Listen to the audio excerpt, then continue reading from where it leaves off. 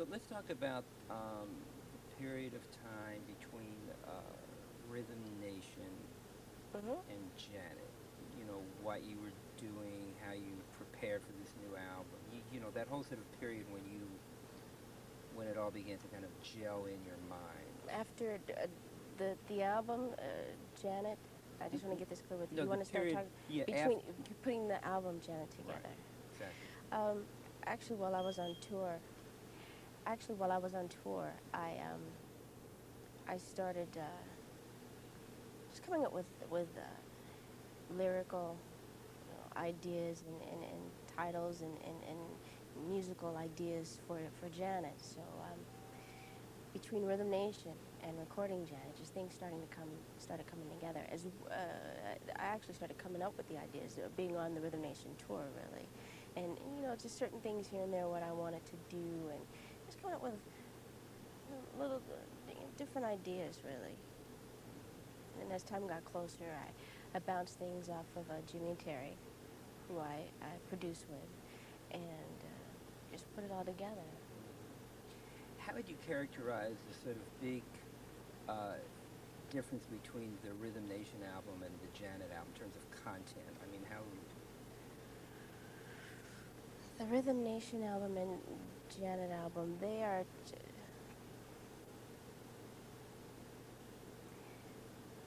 completely, I would say, opposite, really. Musically, I did some different things on the Janet album than I did with Rhythm Nation. Always trying to push a little bit, that edge, just having that edge to it, but without going over the edge. And I think that's real important to get as close as you can without losing the public, the audience, and trying to do something new with musically.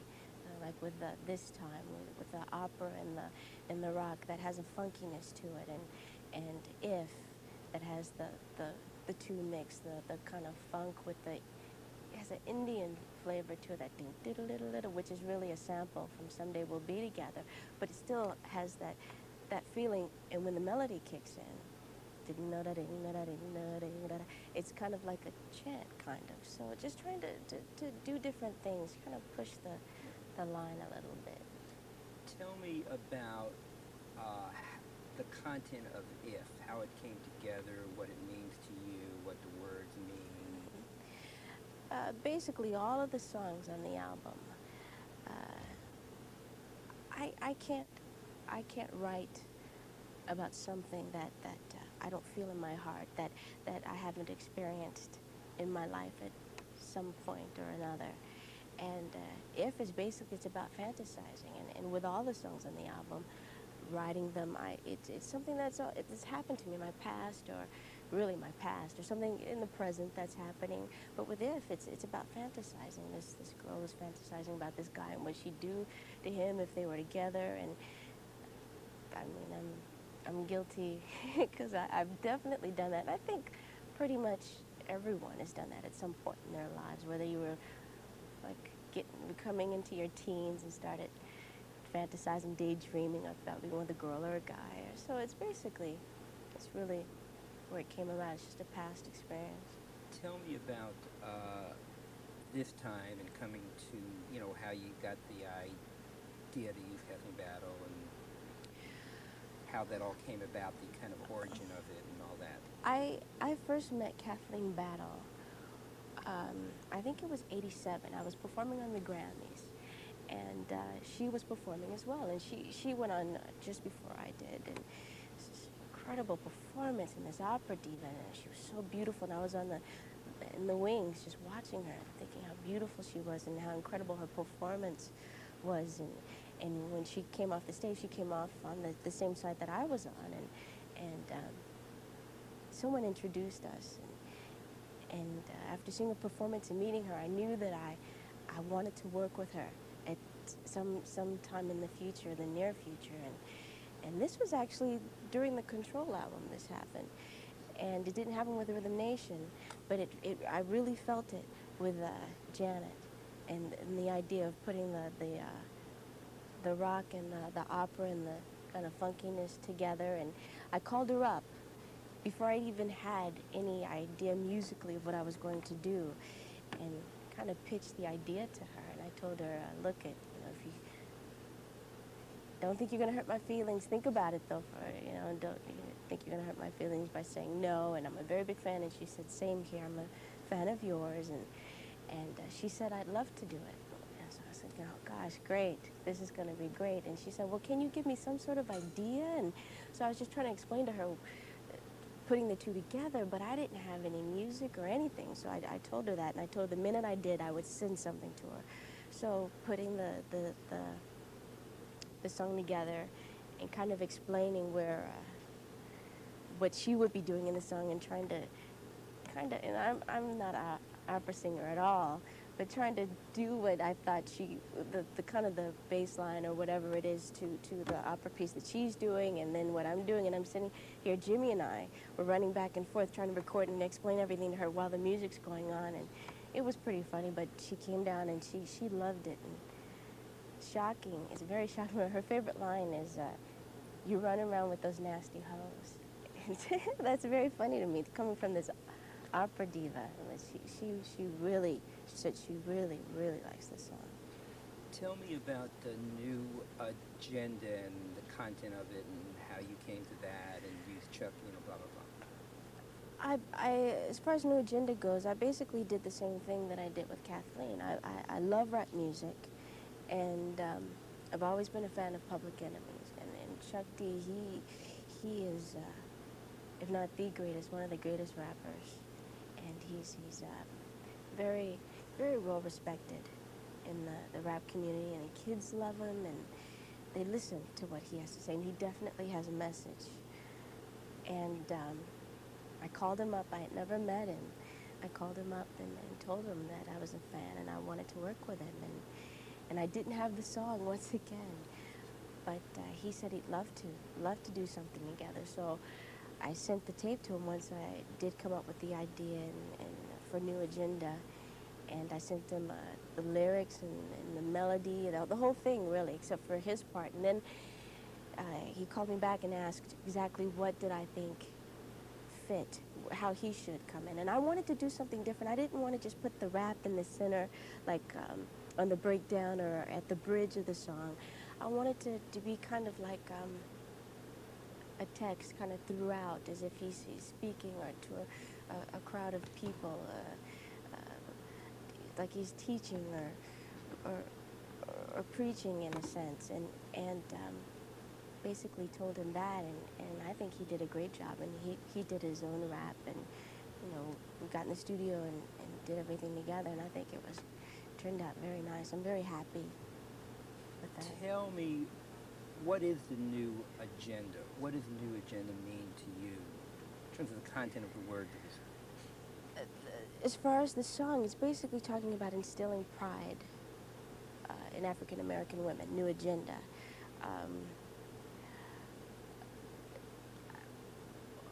We tend to sometimes, a lot of people tend to harp on the past, and they won't let that go. And the way I feel is, okay, we know everything that happened in the past. With the slavery and being oppressed, and let's let that go. It's time for a new agenda. We know what happened. I'm not saying forget. Okay, you know what happened, but let it go. It's time to move ahead and start thinking of how can we overcome some of the issues of today, and keep moving ahead. And basically that's what it's about, and instilling pride in African American women. And what Chuck D is basically saying is for the men to step up and support us in our decision, and the same for the African American men. Tell me about the origins of Again, what that means to you, and how you came to compose it and so forth. I wanted to write a song for the film Poetic Justice, and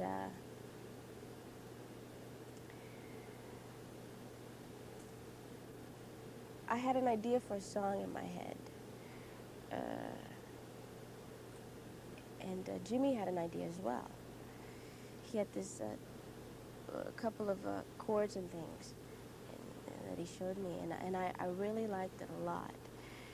And I said, let's go ahead and try it. So we basically did it together, really, and writing the lyrics and the melody really is what I did, and him writing the music to New Agenda. Um, like I said, it's something that happened in my life as well, and it also it's pretty much a lot of it's saying what the film what the film is about, and how she is in love with a guy, then she falls out of love, then she falls in love with him again, and def, that's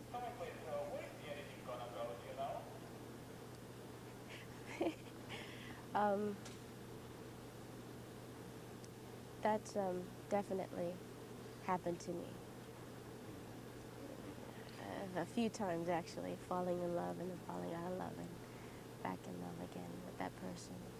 Now, everybody thinks of you, as a performer and a dancer and a singer and all that. But what about a composer? Does it? I mean, because now at this point you've composed a whole bunch of tunes. Does it? Do Yes. do you when you think of your artistry? Do you think of yourself in terms of a writer? Do you say I am a writer? I'm a composer. How do you?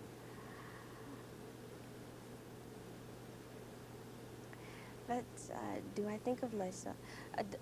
Yes, I do. I mean, I do think of myself as a writer, but I've never sat down and said, I am a writer, or I am this, or I am that. It's funny because a lot of my friends tease me because I just say I'm just plain old Janet, the kid who likes to, just have a lot of fun. I, I, um, I love my writing. I never sit down and say I am this or I am that.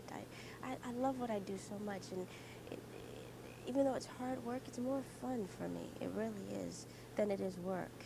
And I don't think that I've been in this business for 20 years, and I don't think I could ever have lasted this long if it wasn't fun for me, if I didn't enjoy what I was doing.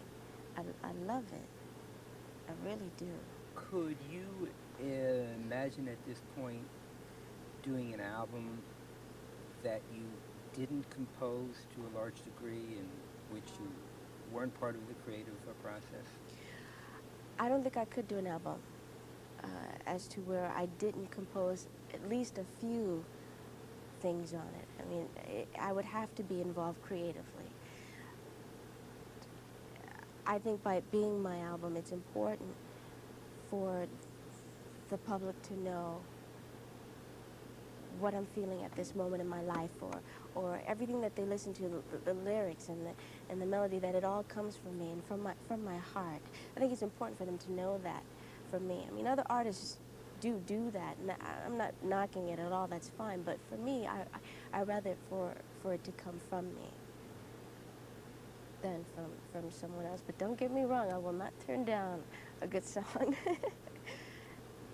If it's a beautiful melody and musically beautiful and lyrically, I would definitely, and not just that, but it would also have to, there would have to be something special. There's something that I feel or that I can relate to, or say, oh my God, this is like my life, or this is like this time in my life. I can really relate to that, and that's what would really get that song if I didn't write it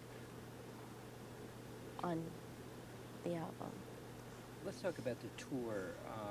How does this tour? I mean, what is this tour? What's the big sort of difference between this tour and the Rhythm Nation tour in terms of the image and the look of this? This I'm sad and It's the Janet tour is a completely, the set is completely different from the Rhythm Nation tour. It was, Rhythm Nation was very dark and very mysterious, and lots of blues and with the lighting, and except for the escapade and some of the happier songs, some of the more up songs, as opposed to some of the socially conscious songs like Rhythm Nation and The Knowledge and State of the World. Um, Everything was like looked like steel and like a power plant on the last tour. This tour is gaudy. I love his work, and it really inspired me a great deal to want to do something like this. So I got with an art director, art designer, and this is what we came up with, really. And it's completely opposite of Rhythm Nation. It's light and it's more colorful, a lot brighter, more uplifting, I think. What's it? What's the big uh, difference in your mind between per performing in the United States and taking the tour over to Europe? I mean, what do the European audiences do to you? So I don't speak a different language now. um, the European audiences, it all depends on where you go, really, because even though I haven't performed in Italy, but I've heard a lot about it. I've been there before, but I've heard a lot about the audiences and how they go crazy and they really enjoy concerts, and sometimes that they get more excited and involved than the Americans do, really. And in Japan, they're a little more laid back, but as the show starts going along, they really start loosening up, and by the end of the show, with the Rhythm Nation tour, um, they were standing up and chanting and clapping, and they're more laid back though than here in the States. Um, that's basically what I've heard is Japan and Italy versus the States. Those are a little different. Do you believe there's like an international vibe to your music? Are you conscious of its how it operates in Europe and England, or I'm sorry, David, say that one more time. do you feel as though there's an international vibe to your music? Do you? An international vibe. Um, I I'd like to think that my music is for everyone, really. There's something on the album that's for everyone. Whether it's That's the Way Love Goes, it's more mellow, more laid back, which Marvin Gaye has inspired me a great deal. And I think you kind of hear it a little bit in the melody and just how the track is so laid back. And there's What'll I Do, which is like the old R&B from the 70s, from the early 70s. And I'd like to feel that there's something for everyone on the album, and that there is a international thing there. Who do you feel as though have had the biggest influence on you musically and on your music? Aside from my brothers, which have had a really big influence on me, my brothers, Marvin Gaye, Stevie Wonder. I remember when I was 13, 14, I'd come home from school. I couldn't wait between Stevie Wonder and jazz and listening to Marvin Gaye as well. But I'd come home from school and I'd go in my brother's bedroom, and he had this great sound system. And I just put on the headphones and listen to Secret Life of Plants and Flower Power, and he's just a genius. He really is, and his melodies are just so melodic, and I mean everything, the music, lyrically, he's just incredible to me. And Stevie Wonder had a great influence on me as well. You know, people have called you like a workaholic. Do you feel as though you're out of control when it comes to work in your career and being driven and having to always put together a new album and a huge tour? I don't think I'm out of control. I do feel that I am a workaholic, though, and there are times when I should slow down and I don't, and then my body starts telling me to slow down, then I have no other choice but to slow down, really. like I said before, I love what I do, and it just, that passion, it just keeps me going, and I just want to do more and more, and I feel that I will eventually stop when when I feel there's nothing else left to give for me, when I have nothing else left to offer to the public, to the, the kids who enjoy my music. When there's no growth there, then I will quit. But for now, I'm having the best time of my life, and I'm enjoying every minute of it. I really am. And tell me about the tour in terms of where is it, you were talking about, like, you want to go to every country in the world practically. I mean, how do you feel about that? I mean, your kind of geographic, vision of this tour. How do I? I mean, uh, exactly where's this tour going to go? I mean, give us a sort of an overview of the world geography of this tour. This tour is going to Europe, here in the States, Southeast Asia. Um, I, I, I really want to go to China and perform there, and I really want to go to Africa and perform there. I've never been to Africa. Everyone in my family has, except for me, and I'd love to perform for the people there. Some people have come back to me and said, well, there's not a lot of money in this, and I said, look, I don't care if I don't even make a penny. I want to give them something. It's just like gosh, I hope this doesn't sound arrogant or anything, but just like a gift from me. I just want to be there and experience. I think there's so much to see and experience there, and I just want to be a part of it, even if it's just for a little while, really. For the children, just perform for the kids. What about your non-working time, your private time? Do you have a hard time just going Turning out, off? hanging out, partying without being scrutinized and looked under from under a microscope? It's really difficult to go out. I mean, you're always under scrutiny, regardless of where you are. Even if you think, oh, well, no one's, there's always a reporter somewhere, like a little tabloid reporter, watching every little thing you do, and the kids read it, and a lot of it is untrue, but sometimes they sensationalize things. Well, sometimes they can tend to with the tabloids, and it's just, you have to be very careful about what you do and what you say. I don't let that stop me, though. I go out with my friends, and things can get pretty heavy at times as far as crowds and things like that, but I'm not going to let that, what I do, and keep me isolated.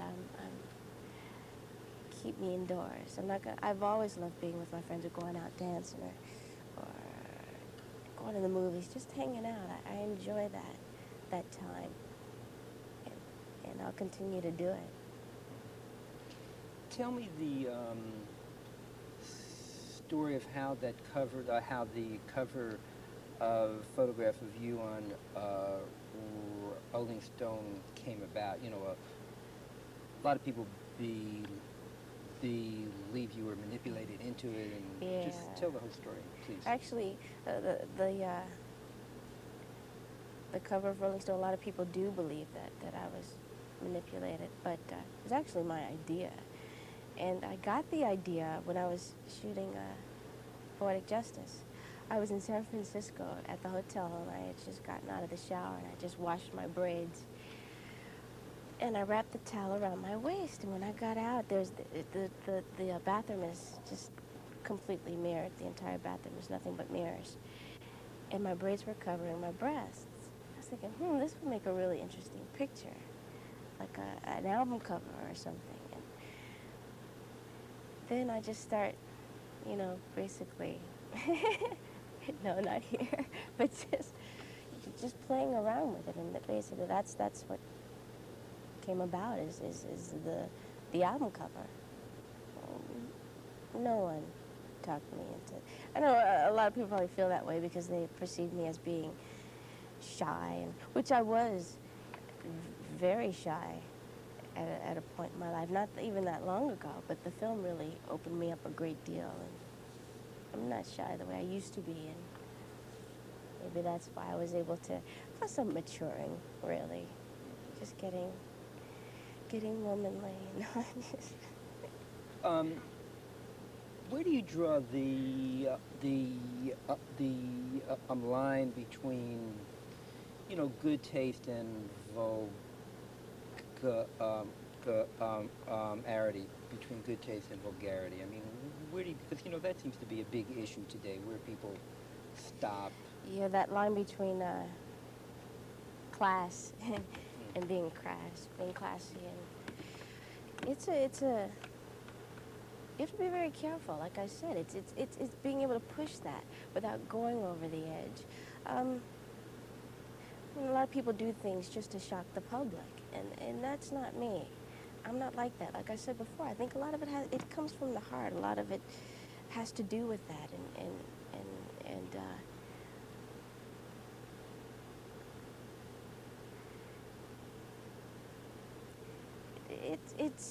it's a thin line. You have to be very careful because I think it's really, if you don't watch yourself, you can do that, really. But I think a lot of it does have to do with just trying to do something to shock the public, and then it gets out of control. Then before you know it, you're trying to top each thing that you do, and you've gone overboard, really.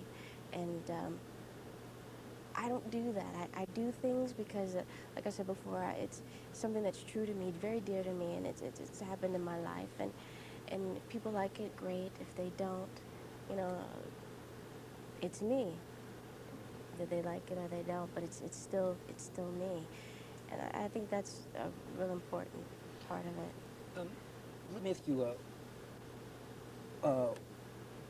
one more thing that's always been interesting to me about you. I've never understood where all your drive comes Comes from? from. We had talked once about, your mother was competitive, your father, but I mean, do you believe like being a Jackson was the contributing thing for you to being this driven, this, hardworking, this constantly nonstop? Being a Jackson has a lot to do with that drive. Um, Growing up, seeing my brothers, how hard they worked and all that they did when they were just little kids, just kids, and but still, it was a love for them. You know what I mean? And my parents never pushed any of us into something that we didn't want to do. They always let us make that decision. And if we didn't want to be in this business, we didn't have to be. Um, I am very competitive. I'm even competitive with my own family, but that's a friendly competitiveness, really. I do feel that there's enough room for everyone, but I'm a very competitive person. I think I got that from, well, my dad's like that too, but I think I got it from my mother as well. She's competitive, and it does have to do with being a Jackson and all that my brothers have accomplished through the years, and I think there's a people expect to see what you're gonna do, and I think they expect a lot out of you because your last name is Jackson, really, after what my brothers have done. So it's like, oh gosh, I have to really, really work hard, not just because of that, but you should always give your all, and that's what my mother's always taught us, and my father, to always do your best. Give 150%, 200. Was there a particular moment in your childhood when because we know you were on those TV shows and so forth. Mm-hmm. But was there a particular moment in your childhood when you sort of told your self, okay, I am going for it. I'm going to do it. Uh-huh. There was definitely a moment in my life where I said, this is it. I'm I'm gonna do this and do it the way that I want to do it, as opposed to trying to listen to this person or that person. Don't get me wrong. I think I've gotten advice from people, and I listen to what people have to say, or if someone has to make a suggestion, I think that's fine. But in the end, it's it's my career, and if anything goes bad, the finger's going to be pointed at me. If anything good happens, the finger's going to be pointed at me. So I think it's important for you to make all the decisions, and it's your career, it's your destiny, and you have to guide that. At that point came, I was doing a show called Fame. I was, what, 18, I think. And I was very unhappy, very unhappy. I didn't like doing the show at all. I was married at that time. I was going through a lot with that. The kids on the show were cool. I didn't want to be there. It wasn't the place for me. I did it for all the wrong reasons, because I was asked to do it, as opposed to, I really wanted to go to college. I just graduated from high school when I started the show. And I finally asked them to let me go. If they would please let me out of my contract, because it was a 3-year contract. And they said yes, so I'm very thankful for it. And that's when I got an annulment, and I said, okay. From the guy that I was with, obviously. And I said, okay, this is it. Sat myself down and said, Janet, what do you want to do? Where do you want to see your career go? What do you want out of life? And that's when I decided to do the Control album. And just basically about my life, really, that album. A lot of things that I went through at that time in my life when I was a teenager. And I recorded that when I was about 18 and a half, 19. And that's when my musical career really started going in the direction that I wanted it to go in at that point. Has it been harder than you ever anticipated? I mean, the whole kind of full tilt boogie of going after it, the career, At times, it can seem a little overwhelming, like, oh, so much. And the funny thing about this, I should redo that.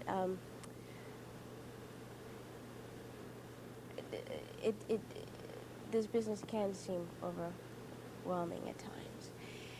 And the funny thing about it is no matter how much you're on the outside looking in, like with my brothers and all that they've gone through, and I've learned a lot from them. It still isn't sometimes as intense as I thought it was until you're really on the inside, really, until you're in the center of everything. So it's like, gosh, being on the outside looking in, wow, that's really something, or that's really serious, or so much pressure, or this or that. At times it can be like that, but when I was on that inside, in that center circle, it can be pretty heavy at times. It really can. But I wouldn't change it for the world. Did you ever get to the point where you almost quit, just kind of went? Ooh, I've never wanted to quit. Like I said, I love it too much.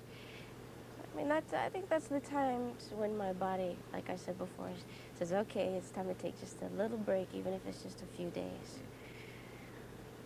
Just regroup and go for it again, really. Kind of clear your head a little bit. Everybody needs that from time to time. Let me just ask you one more thing, and then we'll quit if they have enough film. And that's, tell me about, I meant to ask you about the initial single off the album, and how you came to choose that as the first song, because that kind of introduced the new Janet, and then Yes. sort of talk about that. That's a happy story. The initial single off the album, That's the Way Love Goes.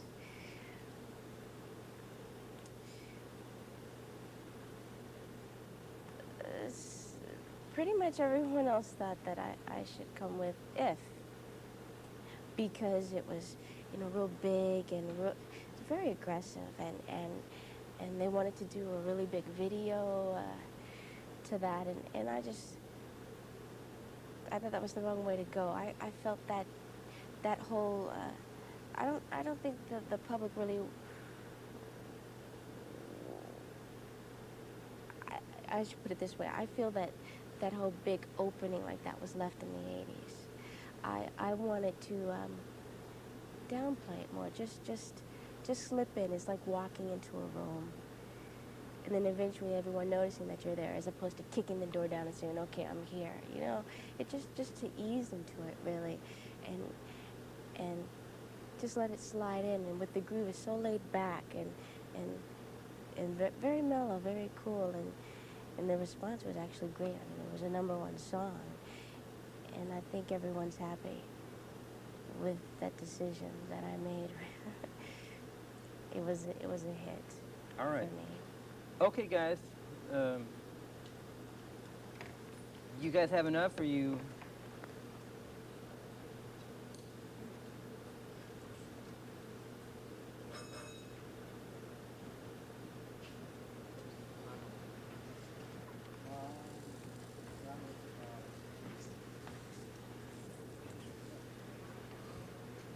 You're so good. I'm gonna do nothing. Just kind of look at you and you No, I'm turn not, on the David. Are automatic. you No, you're kidding? excellent at this stuff. Caroline,